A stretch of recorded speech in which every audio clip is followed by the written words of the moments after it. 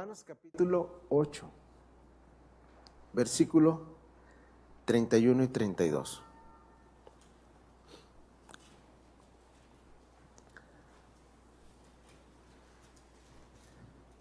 ¿Qué pues diremos a esto?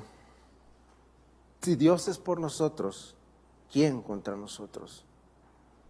El que no escatimó ni a su propio Hijo, sino que lo entregó por todos nosotros, ¿cómo no nos dará también con Él todas las cosas?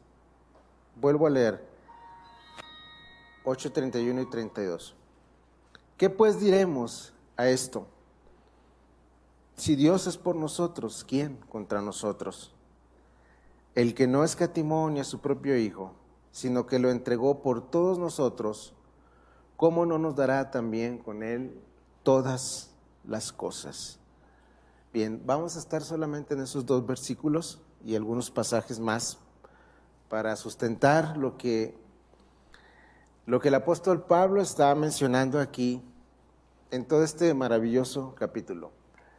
Si pudiéramos pensar en un capítulo que trajera al corazón de la iglesia certidumbre, fundamentos acerca de la seguridad de salvación, el gozo de haber sido encontrados por Dios, uno de ellos puede ser Romanos 8.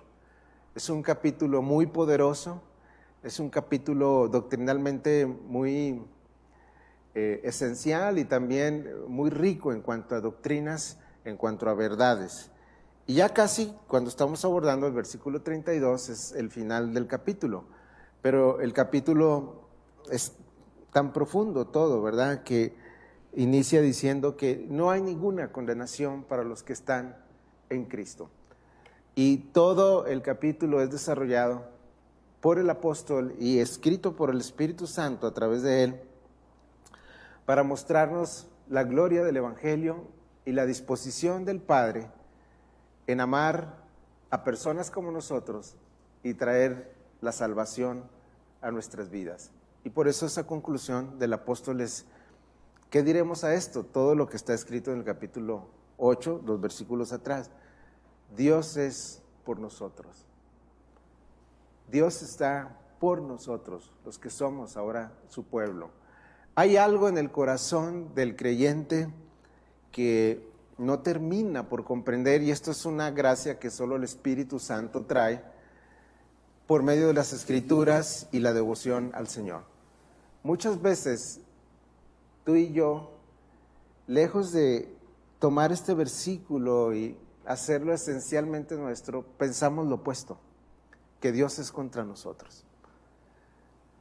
Pasa algo que está fuera de nuestra pretensión, algo que no nos gusta, simplemente alguien que no nos pagó un dinero y pensamos que Dios está contra nosotros. Inmediatamente nuestro corazón se voltea hacia el Padre, que es toda bondad, y es solamente necesario que no salgan las cosas como queremos y el corazón se inclina a pensar que Dios está contra nosotros. Qué barbaridad y qué pecado tan más grande. Qué pecado de blasfemia y traición se arraiga todavía en ocasiones en nuestro corazón. ¿No te salen las cosas como quieres? Y culpas a Dios, como si Él fuera el culpable, y le reclamas a Él como si verdaderamente Él estuviera haciéndote pasar por ello sin un propósito. Lo que el apóstol Pablo está diciendo en parte y concluyendo en estas palabras es que ninguna circunstancia, ningún ser humano, ningún espíritu, ni nada jamás se va a interponer entre lo que Dios quiere hacer con una persona cuando ha pensado salvarlo. Eso es lo que está concluyendo el apóstol. No hay nada que se pueda interponer entre el Dios que hemos estado estudiando y la salvación que Él trae al pecador. Estamos en una serie que yo le he titulado Conociendo al Dios que adoramos. Ya vimos parte de la esencia de la doctrina bíblica y vimos a Dios como creador, vimos a Dios en tres personas, vimos a Dios que se acerca al hombre en promesas y pactos, y el cumplimiento de esos pactos está desarrollado en la Biblia, en la historia del hombre. Pero también vimos a un Dios que quiere estar presente entre su pueblo, un Dios que se revela y que a través de sus profetas y siervos viene a decir: voy a estar entre ustedes, pero tienen que conocerme y saber que soy un fuego consumidor, que soy santo y soy estrictamente justo y fiel, amoroso, todo encerrado en el concepto de su santidad.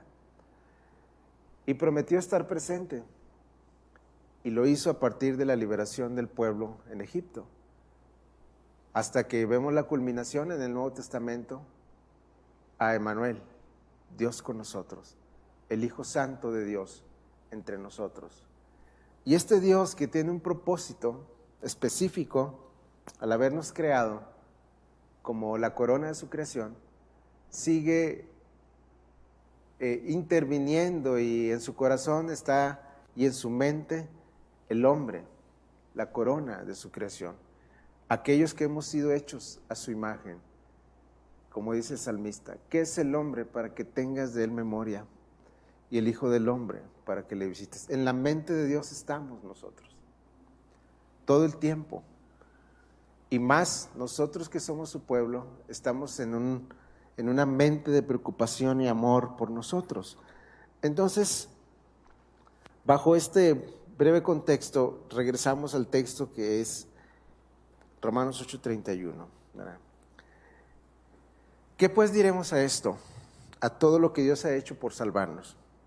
Que si Dios es con nosotros, nada puede estar contra nosotros. El que no escatimó ni a su propio Hijo, sino que lo entregó por todos nosotros, ¿cómo no nos dará también con Él todas las cosas? Todas las cosas allí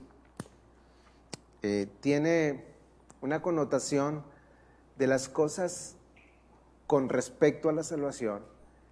Tiene que ver con las cosas espirituales y las cosas que necesitamos para estar junto a Él. No se refiere a que yo puedo pedir cualquier cosa, un carro nuevo, una casa grande. No, esas no incluyen todas las cosas. Todas las cosas a las que se refiere aquí están relacionadas con nuestra relación con Él como hijos, como personas adoptadas por Él. Y lo voy a comprobar ahorita bajo unos pasajes. Entonces, ¿de dónde proviene? Nosotros podríamos pensar, voy a hacer una pregunta como acostumbra mi hermano Mario a iniciar sus predicaciones. ¿De dónde proviene una claridad que lleva a una persona a una adoración correcta, ferviente, como la de este santo apóstol? Porque este hombre tenía esa certidumbre. Este capítulo culmina con unas palabras hermosas que ya cité hace poco, ¿verdad? Por lo cual estoy seguro que ni la muerte, ni la vida, ni ninguna otra cosa me va a separar a mí del amor de Dios. ¿Sí? Porque este hombre tenía este corazón para Dios. ¿Por qué la iglesia no termina de acercarse a este concepto de espiritualidad? Hoy ha sido muy menospreciado el concepto de iglesia y de comunión, muy menospreciado. Causa tristeza que pastores populares digan que Dios no ha mandado reunirse, que Dios, que no es tan importante estar juntos adorando al Señor. ¿Y qué decir del discipulado? Si el concepto de iglesia está débil y es menospreciado, ¿qué decir el discipulado, verdad? Aquellas personas que hemos sido llamadas a caminar todo el tiempo con nuestro Señor, el que murió por nosotros. Y este hombre aquí está doctrinalmente poniendo unos preceptos, unos conceptos que pueden traer seguridad al corazón, que pueden traer crecimiento en relación con nuestra alma y Dios. Y la respuesta que yo daría, ¿de dónde proviene esta claridad de adoración?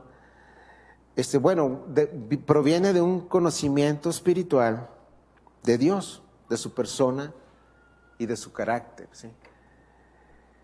La vida espiritual no puede ser de ninguna forma sustituida con nada, hermanos. Con nada.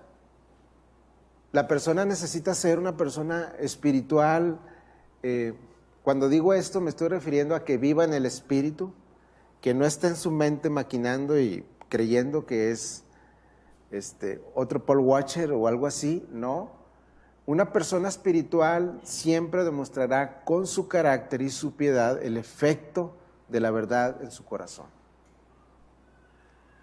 Y ese efecto de la verdad que ha afectado su corazón lo hace una persona humilde, un siervo para Dios. Lo hace semejante a su Señor.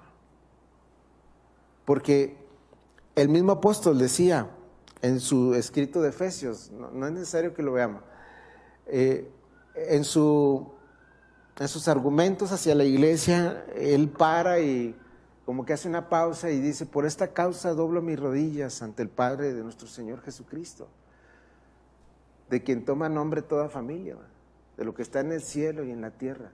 Y mi oración por ello es para que Él los dé conforme a su gracia, que sean fortalecidos con poder en el hombre interior y puedan ser capaces de comprender cuál es la altura, la profundidad, la anchura, la longitud del amor de Cristo que excede a todo conocimiento.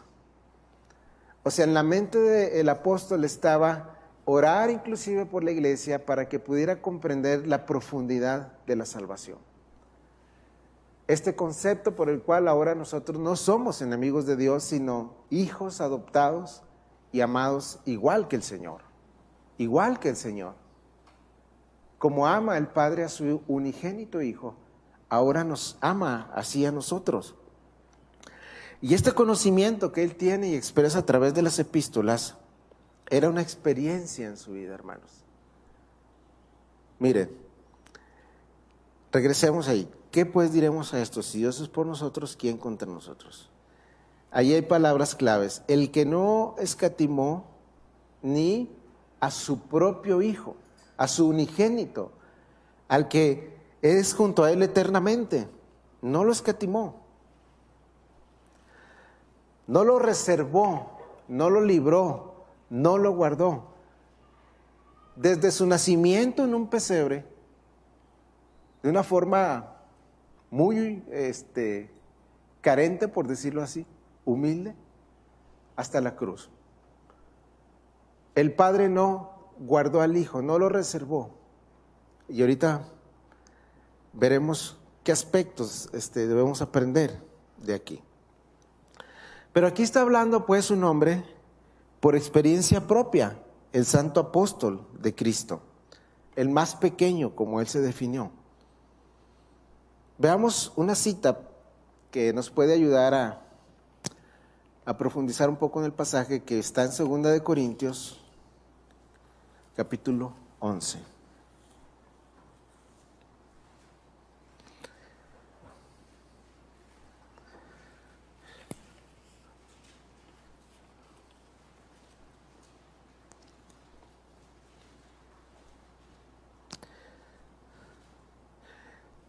Entonces, cuando nosotros recordamos Romanos 8, 31 y 32, debemos comprender que es un siervo de Dios que está hablando mediante la experiencia en su vida.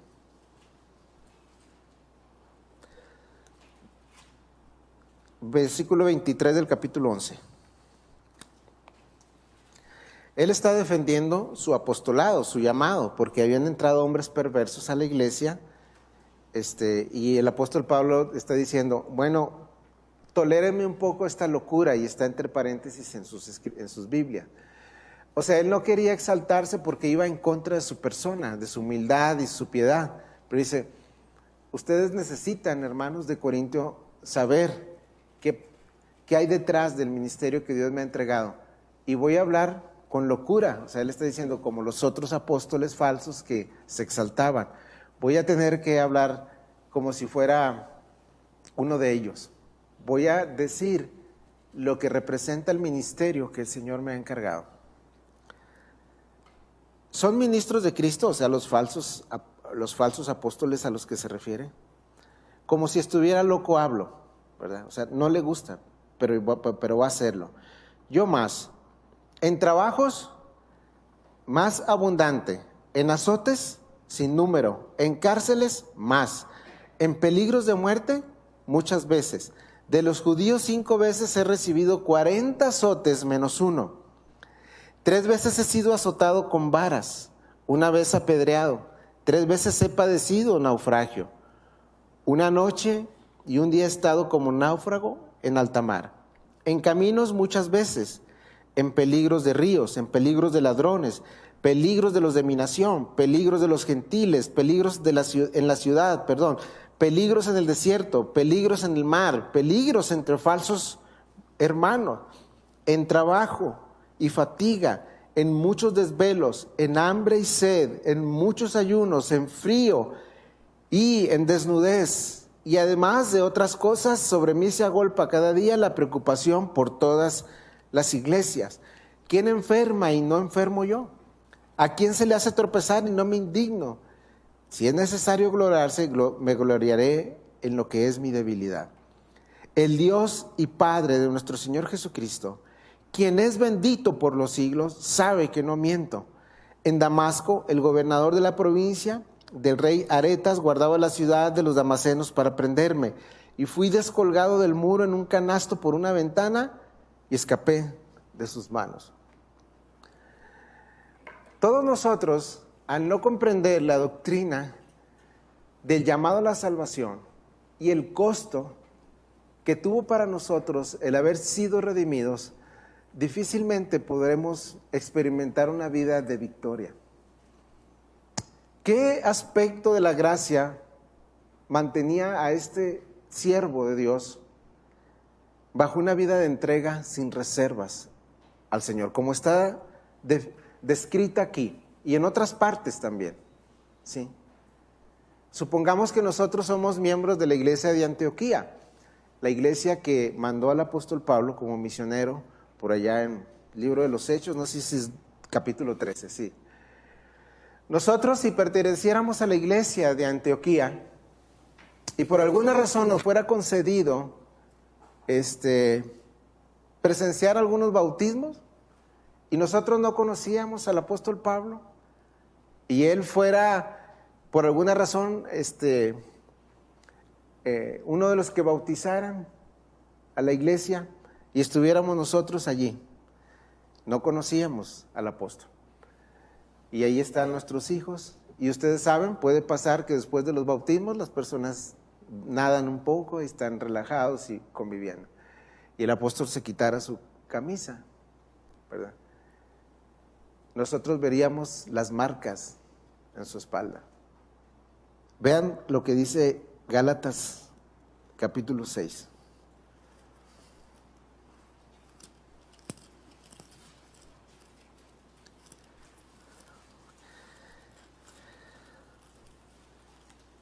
Tengo la tentación a veces que cito un versículo de irme al contexto porque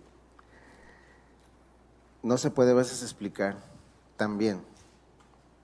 Versículo 17, pero hoy voy a resistir eso. De aquí en adelante, nadie me cause molestias, porque yo traigo en mi cuerpo, ¿qué? Las marcas del Señor Jesús. Los 39 golpes que daban los judíos marcaban la espalda de una persona, más que no existía lo que hoy en día es una cirugía. Ahí estaban las marcas de Cristo, de este apóstol. ¿Qué lo ¿Qué lo motivaba a permanecer fiel a Él? Si fuéramos miembros, como dije, de la iglesia de Antioquía, veríamos su espalda y nuestros hijos tal vez preguntaran, ¿qué es eso que trae ese hombre? Algunos hematomas, algunas cicatrices mal sanadas, etcétera. Bueno, este hombre llevaba en su cuerpo las marcas de ser un discípulo de Cristo.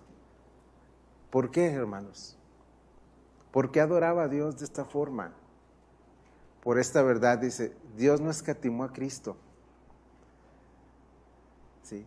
No lo guardó, no lo reservó. Desde, como dije, desde su nacimiento en el pesebre, Él fue un niño normal. Él tuvo que pedirle a su mamá de comer. Esto no lo dice la Biblia, pero es lógico. No es que Cristo, en la carpintería de su padre, en tiempos de frío, Dios le pusiera un clima especial a él nada más, o lo reservara, o lo guardara en un aspecto de cuidado. No, tenía que ponerse su chamarra y si hacía calor tenía que beber. Y Él estuvo entre nosotros, caminó entre nosotros, tuvo que beber, tuvo que entregar sus trabajos, tuvo que, como carpintero, ganarse la vida. Y como algunos escritores dicen, porque no aparece José en muchos escritos, que murió joven, su padre adoptivo. Y ahí está Él, sin ser reservado, caminando entre los pecadores, bajo la tutela de padres pecadores, que no lograban comprender, hijo, ¿qué estás haciendo? Cuando se les perdió un tiempo y estaba escuchando la ley, sufrió los regaños de sus padres. Y Él no fue reservado, Él caminó entre nosotros hasta su ministerio, y su ministerio fue un ministerio con carencias. Tenía que dormir en la calle, en los prados donde Él estaba. Tenía que prepararle una barca para huir y dormía en una barca. El ministerio fue tan exhaustivo del Señor, y todo para salvar a pecadores malagradecidos como nosotros y como otros. Y ahí estaba Él, no siendo escatimado. No lo reservó el Padre a Él como a su único hijo, su unigénito. El profeta Malaquías dice en sus últimos versículos, hay una promesa de los que respondieron en gracia, poquitos, y les dice, pues yo los voy a reservar como un padre bueno que cuida a sus hijos que le sirven. Naturalmente, un padre, por pecador que sea, cuando el hijo le pida la ayuda, se la va a dar. Eso es por lo general. Aún nuestros hijos, si nos fallan, vendrán a nosotros, y por esa naturaleza de que son nuestros hijos, los vamos a ayudar. Pero el texto dice que el Padre no escatimó ni reservó a su Hijo, sino que lo entregó. Este aspecto de la gracia hacía al apóstol Pablo librarse de esa locura que nos asalta en ocasiones cuando le preguntamos a Dios, ¿por qué nosotros, Dios? ¿Por qué yo? ¿Por qué a mí me está pasando esto? No logramos por 1000 razones comprender la santidad de Dios. Veíamos la semana pasada que nos hace falta la gracia de ver su santidad. Y nos atrevemos a preguntarle al Señor, ¿por qué yo, Señor? Si hubo alguien que tenía el derecho de preguntar eso, era nuestro Señor. Yo no, Señor. De hecho, dejaría de ser un hombre si no preguntara eso. Y lo hizo en Getsemaní. Padre, si es posible que pase de mí esta copa, que pase, pero no sea lo que yo quiero. Él tenía todo el derecho de preguntar eso. Tú y yo no. A la luz del carácter perfecto y justicia y santidad de Dios, nosotros no podemos preguntar eso. A veces lo hacemos y Dios no creo que se enoje. Es una forma de expresar nuestra angustia y nuestro carácter, y etcétera. Pero Este aspecto de la gracia de Dios motivaba a este santo siervo, y este santo siervo de Dios no le preguntó al Señor. En una ocasión le pidió que lo librara de una angustia, pero el Señor le dijo, no. Y esto de ser azotado, de ser apedreado, y aún, hermanos, para aquellos que de repente somos medio orgullosos, o orgullosos y medio, por decir algo más, y que creemos que somos pieza especial. Fíjese el último versículo que leímos, para regresar a Romanos 8. En Damasco, el gobernador de la provincia del rey Aretas guardaba la ciudad de los damasenos para prenderme, y fui descolgado del muro en un canasto por una ventana y escapé de sus manos. Eso está en Hechos 9, 23, 25. El gran apóstol Pablo, aquel que fue arrebatado, si en la carne o en el espíritu, hasta el tercer cielo, fue librado de la muerte y bajado en una canasta donde bajaban desperdicios. Era la única forma. Eso fue humillante para él. El gran apóstol Pablo, el escritor de esto, tuvo que meterse en un canasto donde bajaban desperdicios de peces y todo para ser librado de la mano de ese rey. Y tú y yo queremos que nos alaben porque recitamos 10 versículos. No va. O sea, Dios el Padre no escatimó a su propio Hijo, no lo reservó, lo entregó por nosotros. Romanos 8.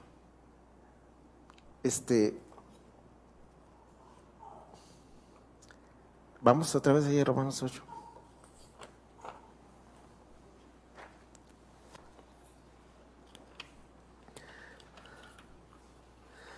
Entonces Cristo no fue escatimado o guardado o librado por el Padre. Romanos 8, otra vez, 31. Nació en un pesebre. Fue llevado por sus padres a Egipto para librarlo de la perversión de Herodes. Fue envuelto en telas cuando él nació. Fue criado en un pueblo insignificante como Nazaret. Conoció el hambre. En su ministerio padeció necesidades. Sufrió la incomprensión de su familia, ¿lo recuerdan? Que lo querían llevar a casa porque creían que estaba fuera de sí. Sufrió rechazo. Al mundo vino, ¿verdad? A lo suyo. Y el mundo no le conoció. Abuso. Traicionado por uno cercano a él. Judas, ¿verdad? A veces cuando un amigo no está con nosotros y pensamos que nos traiciona, nos sentimos como si el mundo se acabara y como si Dios nos estuviera castigando. Pero él fue traicionado de una manera muy terrible. Fue vendido por 30 piezas de plata. En sus últimos momentos fue negado por uno de sus discípulos. Fue golpeado salvajemente, escupido, colgado en una cruz.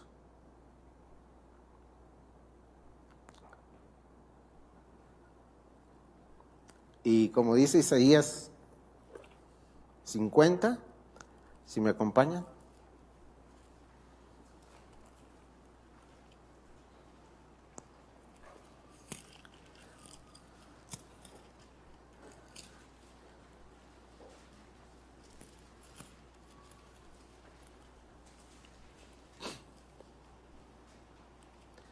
¿55?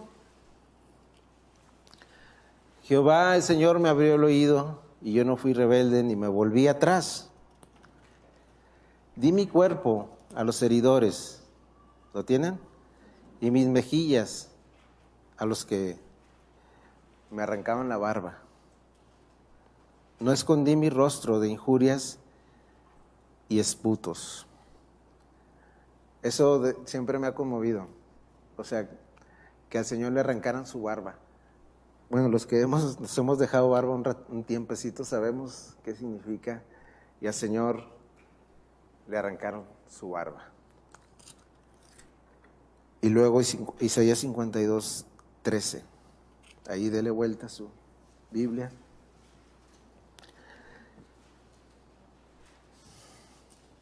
He aquí mi siervo, será prosperado y será engrandecido, 52:13. Será puesto muy en alto. ¿Cómo se asombraron de ti muchos? De tal manera que fue desfigurado de los hombres su parecer. ¿Sí? Y su hermosura más que de los hijos de los hombres. Cuando terminaron de castigar al Señor, dice que no parecía hombre. Los golpes que le dieron, la guardia de Pilato. Y digo yo, ¿merecía el Señor esto?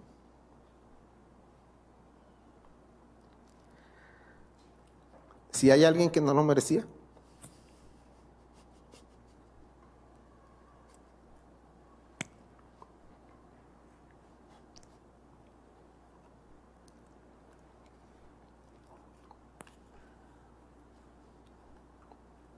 Dice, así asombrará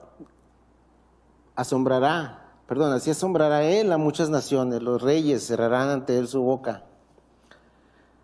porque verán lo que nunca fue contado.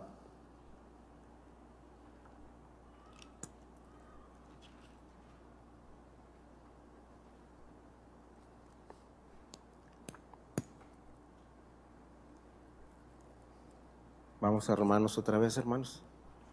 Ahorita vamos a regresar a Isaías.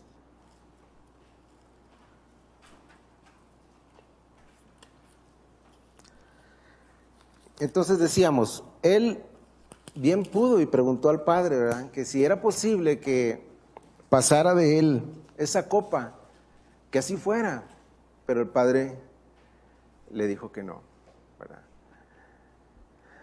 Cuando nosotros pensamos a profundidad, hermanos, el método que Dios usó para salvar al hombre, para redimirlo, hay extremos que yo me acuerdo haber escuchado de un hermano que no lograba abrazar las doctrinas de gracia. Y se dirigía a Dios como un ser arbitrario, un hermano que conoce bien la Biblia. Y nosotros comprendemos si yo le quisiera decir a alguno de ustedes, no, tú eres bien arbitrario. O sea, yo le estoy queriendo decir que él hace lo que quiere y no le importa lo que los demás piensen, y además de ello, no está bien hecho. Y esta persona le llamaba a Dios arbitrario, porque no escuchó la voz de su hijo de ser librado. Pero ese es el aspecto de la gracia que había conquistado el corazón de Pablo. Si Dios el Padre no escatimó a su propio hijo,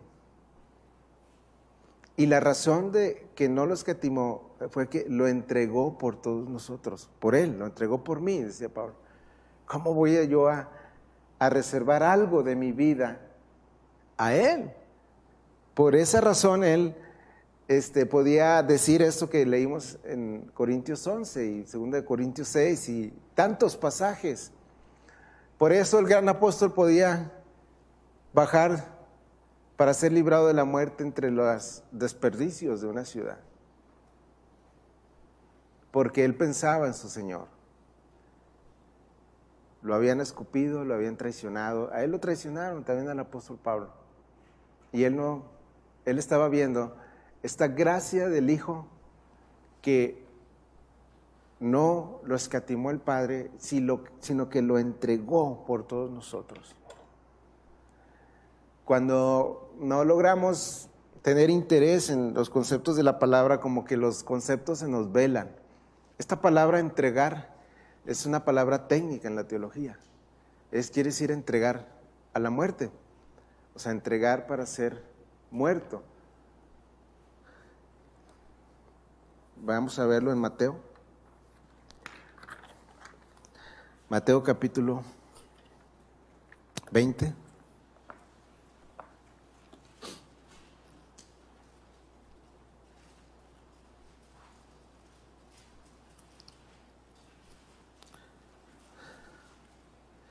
Vamos a estar en Mateo en varias citas.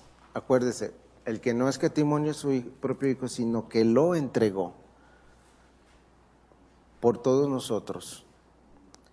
Mateo 20, 18 y 20. ¿Lo tiene? Sígame, por favor. Si puede abrir su Biblia, ábrala. Si no, acá está enfrente la lectura. Desde el 17. Subiendo Jesús a Jerusalén, tomó a sus 12 discípulos aparte en el camino y les dijo: he aquí subimos a Jerusalén, y el Hijo del Hombre será ¿qué? Entregado a los principales sacerdotes y a los escribas. ¿Y para qué fue entregado? Y le condenarán a muerte, y le entregarán a los gentiles para que le escarnezcan, le azoten y le crucifiquen, mas al tercer día resucitará. Mateo 26, 14. Pues la trama de la entrega y crucifixión del Señor. Mateo 26, 14.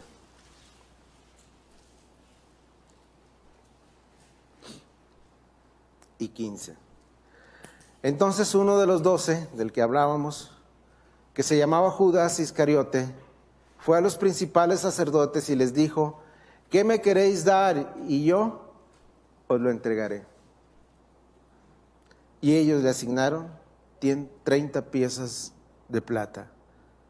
Ahí está el traidor entregando a nuestro Señor.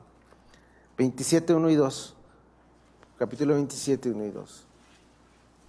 Para relacionar el concepto de que fue entregado. Venida la mañana, todos los principales sacerdotes y los ancianos del pueblo entraron en consejo contra Jesús. ¿Para qué? Para entregarle a muerte. Y lo llevaron atado y le entregaron a Poncio Pilato, el gobernador. Ahí mismo 27, 17, 18.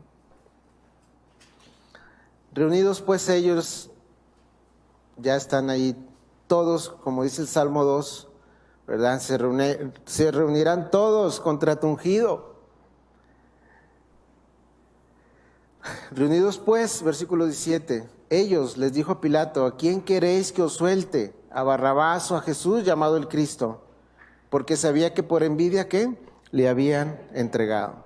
Versículo 21 y 22. Respondiendo el gobernador les dijo: ¿a cuál de los dos queréis que os suelte? Y ellos dijeron: a Barrabás. Pilato les dijo: ¿qué pues haré con Jesús llamado el Cristo? Y todos le gritaron: sea crucificado. Versículo 26. Entonces Pilato le soltó a Barrabás, y habiendo azotado a Jesús, ¿qué? Le entregó para ser crucificado. Entonces el concepto de Romanos 8 se tiene que relacionar con este concepto técnico. Hermanos, la muerte de Cristo jamás aparece en la Biblia como una tragedia o como algo que la política misma o personas envidiosas hayan hecho. Nunca va a aparecer así. ¿Quién sabe qué tendría en la mente una persona si lo ve así? La muerte de Cristo pues estaba planeado por el Padre. Isaías capítulo 53, Génesis 3:15, etc. Judas fue culpable de entregar al Señor porque lo dice la Escritura. Los sacerdotes y escribas fueron culpables de entregar a muerte a Cristo. El pueblo fue culpable de entregar a Cristo a muerte. Pilato no encontró nada digno de muerte en él y lo entregó a muerte. Pero más allá de lo que estos hombres hicieron, de lo cual son responsables, está una mano detrás de todo esto. Isaías 53 nos dice que Jehová quiso quebrantarlo, sujetándolo a padecimiento. Eso es lo que predicaron los primeros apóstoles. Fue entregado por anticipado consejo de Dios, el Padre. Entonces, hermanos, si regresamos allí a Romanos 8, para comprender el término de que fue entregado, reconocemos, ¿verdad?, que fue todo un concepto legal. Fue corrupto el juicio de nuestro Señor y no había nada que en realidad lo pudiera culpar. Otras citas bíblicas que no veremos nos muestran eso. Y vemos a los apóstoles predicando esto. Marcos, cuando habla de estas mismas citas, trae a la memoria Zacarías 13:7, donde dice: levántate, oh espada, y era el pastor al compañero mío, y serán dispersas las ovejas. Zacarías 13:7. Maldito es todo aquel que es colgado de un madero. Al que no conoció pecado, por nosotros lo hizo pecado, para que nosotros fuésemos hechos justicia de Dios en él. Entonces, si regresamos a Romanos, hermanos, vamos ahí otra vez.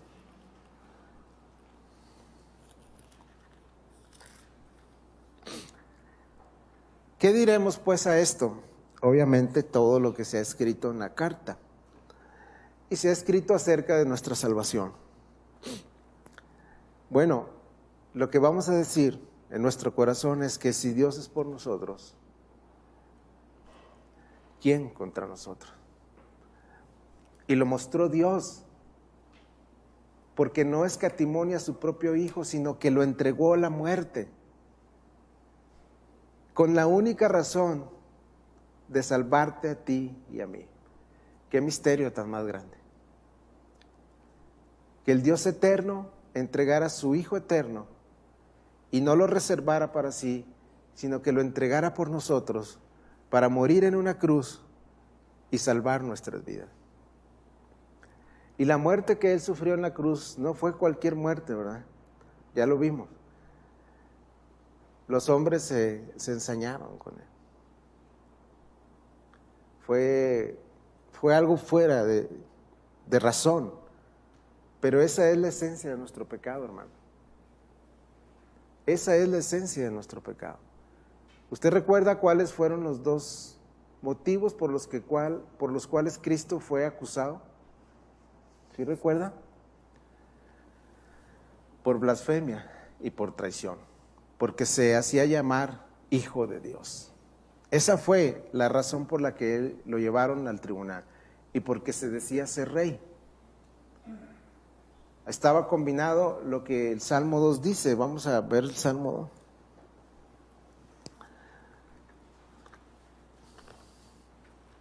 O sea, estaba profetizado.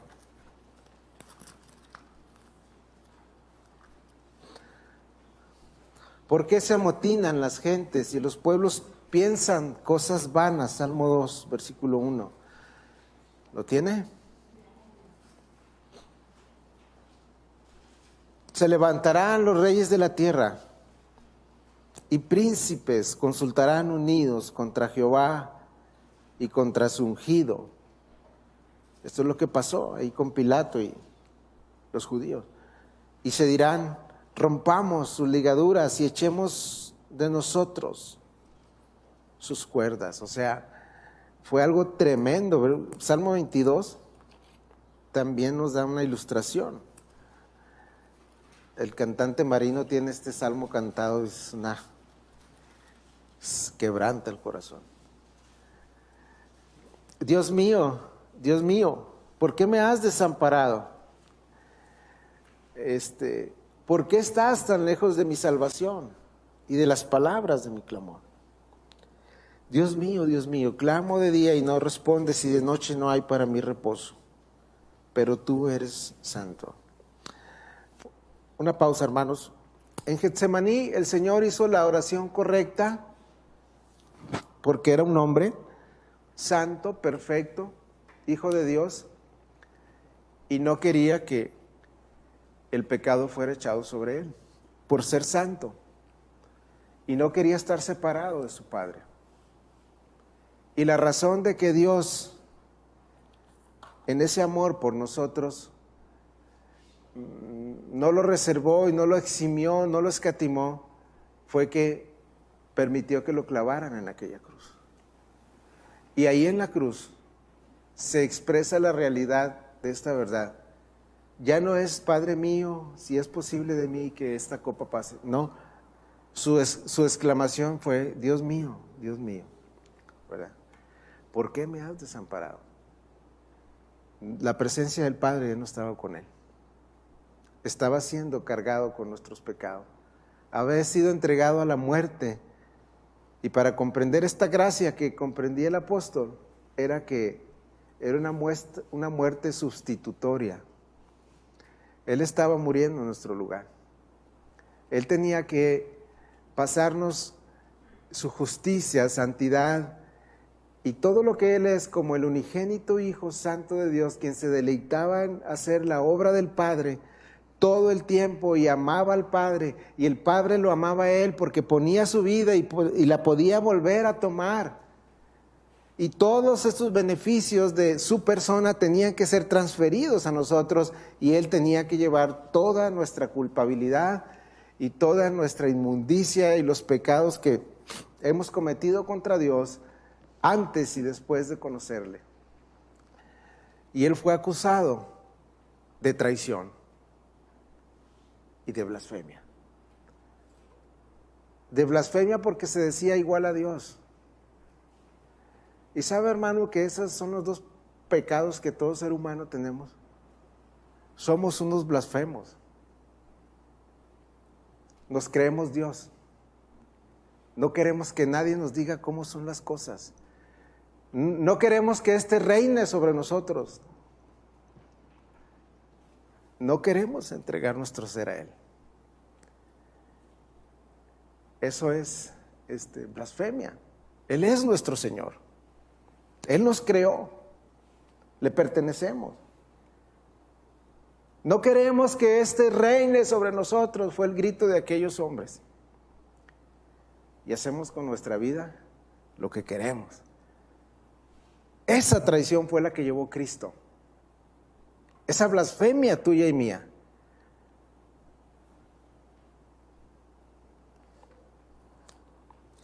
En su primer capítulo de las epístolas a Timoteo, Pablo dice que él había sido antes perseguidor y blasfemo.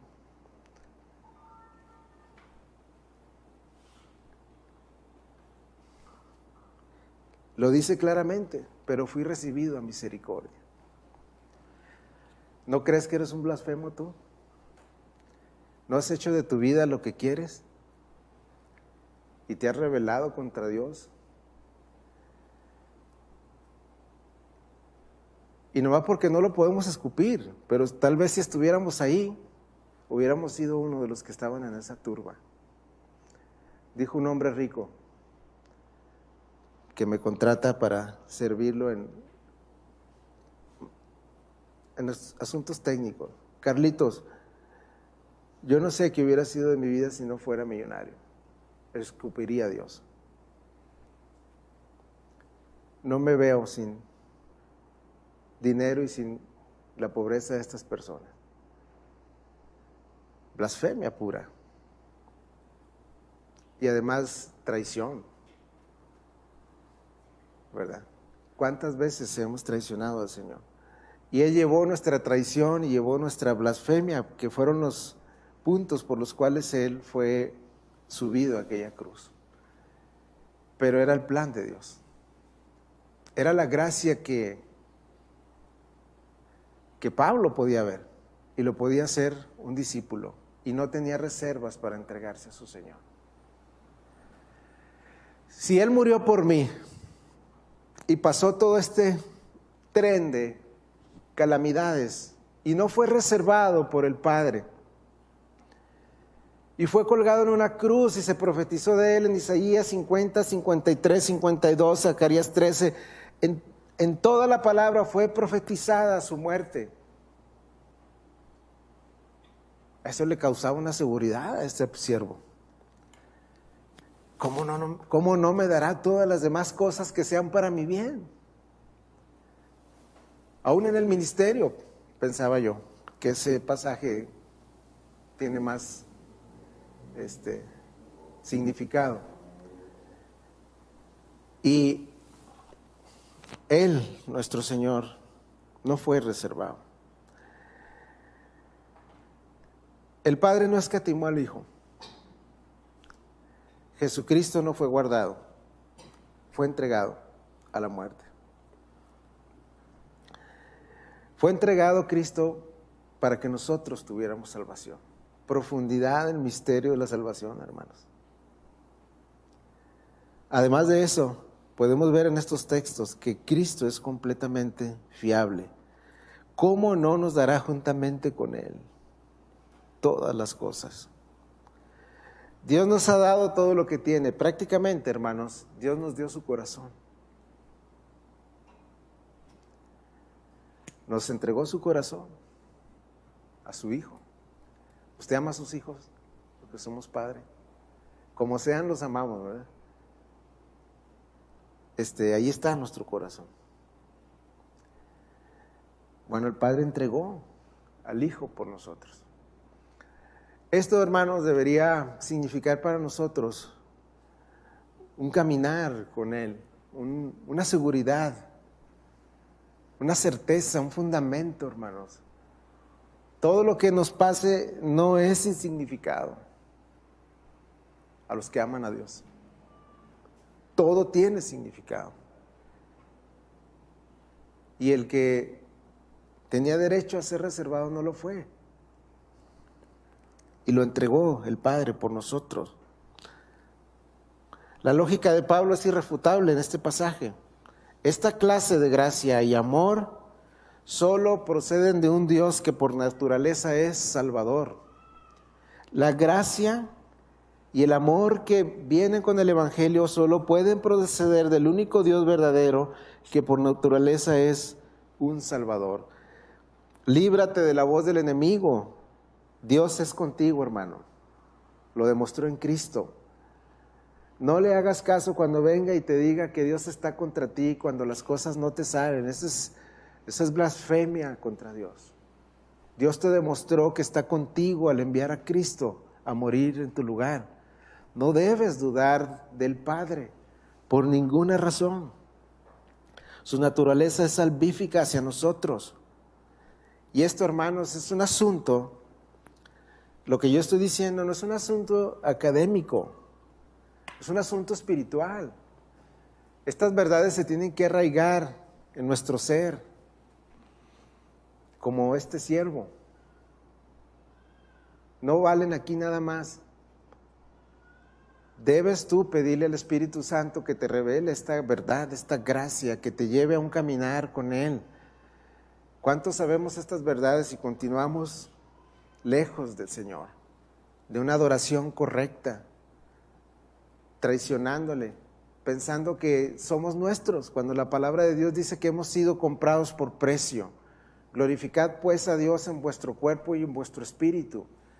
No puedo en realidad comprender que alguien se diga cristiano y discípulo de Cristo y no tenga un interés por sus caminos, por su iglesia, por el Evangelio, en ofrendar libremente y amorosamente para la causa. No puedo entender eso yo. Que alguien se reserve y no dé al Señor de aquello que le ha dado generosamente en su corazón, en una ofrenda que Él pide. Lo que yo estoy buscando es apuntar a nuestro propio corazón, hermano. La iglesia, de momento, no lo estoy diciendo porque tenga finanzas bajas ni nada de eso. Simplemente me sorprende que una persona no pueda adorar a Dios con su vida a la luz de estos pasajes. Siendo rico se hizo pobre para que fuésemos enriquecidos con esa pobreza. Todo esto hizo el Señor y nos debe tomar confianza. Por eso me ama el Padre, porque pongo mi vida para volverla a tomar. Librémonos de ese concepto que citaba mi hermano Mario de aquella parábola de los talentos. Conozco que eres un hombre duro y que me ibas a exigir esto. ¿Le parece a usted el amor del Padre y el Padre le parece un hombre duro a la luz de esto? ¿El Padre de nuestro Señor le parece un ser tirano y duro y arbitrario? ¿No será mejor que lo veamos desde la perspectiva del amor y la gracia que trae el Evangelio?